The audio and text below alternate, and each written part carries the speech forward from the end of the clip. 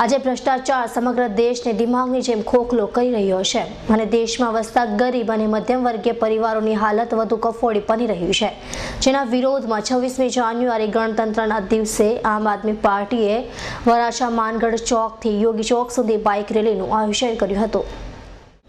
આજે ભારતમાં મસ્ત-મોટા પ્રોજેક્ટોથી લઈને નાની નાની બાબતોમાં ભ્રષ્ટાચાર થઈ રહ્યો છે। આજે ભારતની સૌથી મોટી સમસ્યા ભ્રષ્ટાચાર હોય તેમ કહેવું ખોટું નથી। ભ્રષ્ટાચાર ધીરે ધીરે દેશને ખોખલો કરી રહ્યો છે અને જેના કારણે મધ્યમ અને ગરીબ લોકોની હાલત ખૂબ જ કફોડી બની રહી છે, જેના વિરોધમાં આમ આદમી પાર્ટી દ્વારા પ્રજાસત્તાક દિન નિમિત્તે માનગઢ ચોક પાસેથી પૂર્ણાગામ યોગી ચોક સુધી એક રેલીનું આયોજન કરાયું હતું અને લોકોને ભાજપ અને કોંગ્રેસ સરકાર દ્વારા આચરવામાં આવતા ભ્રષ્ટાચાર વિશે માહિતી આપવામાં આવી હતી।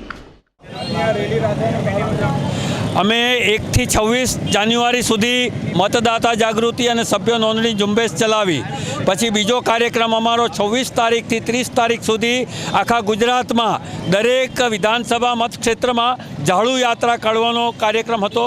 એ મુતાબિક આજથી 26 તારીખથી અમે ગુજરાતના દરેક મત વિસ્તારમાં આ ઝાડુ યાત્રા કાઢીશું અને એમાં મુખ્ય આશય અમારો ગુજરાતના કુશાસનને હાઇલાઇટ કરવાનો છે। ગુજરાતમાં જે ખોટી રીતે વિકાસના ગુબ્બારા ઉડાવવામાં આવ્યા છે એની સાચી હકીકત અમે આખા ગુજરાતમાં પ્રસારીશું અને દેશમાં પ્રસારીશું। આ ઝાડુ યાત્રા સમગ્ર ગુજરાતમાં ફરશે। લોકોને આજે કે ઉપદેશ આપવા માંગો છો 26મી જાન્યુઆરી નિમિત્તે? બિલકુલ, આ 65મો પ્રજાસત્તાક દિન છે।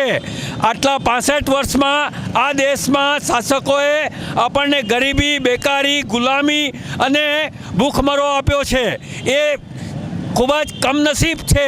માત્ર ધનિકોએ અને ખાસ આદમીઓએ સ્વરાજનો લાભ લીધો છે। આમ આદમી સુધી સ્વરાજનો લાભ પહોંચ્યો નથી। આમ આદમી સુધી સ્વરાજનો લાભ પહોંચાડવાનું પુરુષાર્થ આમ આદમી પાર્ટી કરી રહી છે। દિલ્હીમાં સરકાર બનાવનાર આમ આદમી પાર્ટી હવે દેશવ્યાપી આંદોલન કરી દેશભરમાં પોતાનો વ્યાપ વધારવા જુદા જુદા રાજ્યોમાં રાજ્ય સરકાર દ્વારા કરાયેલા કૌભાંડોના પર્દાફાશ કરાઈ રહી છે, જે અંતર્ગત ગુજરાતમાં પણ આમ આદમી પાર્ટીએ પ્રજાસત્તાક દિનથી આંદોલનની શરૂઆત કરી હતી। Bureau report S9 news, Surat.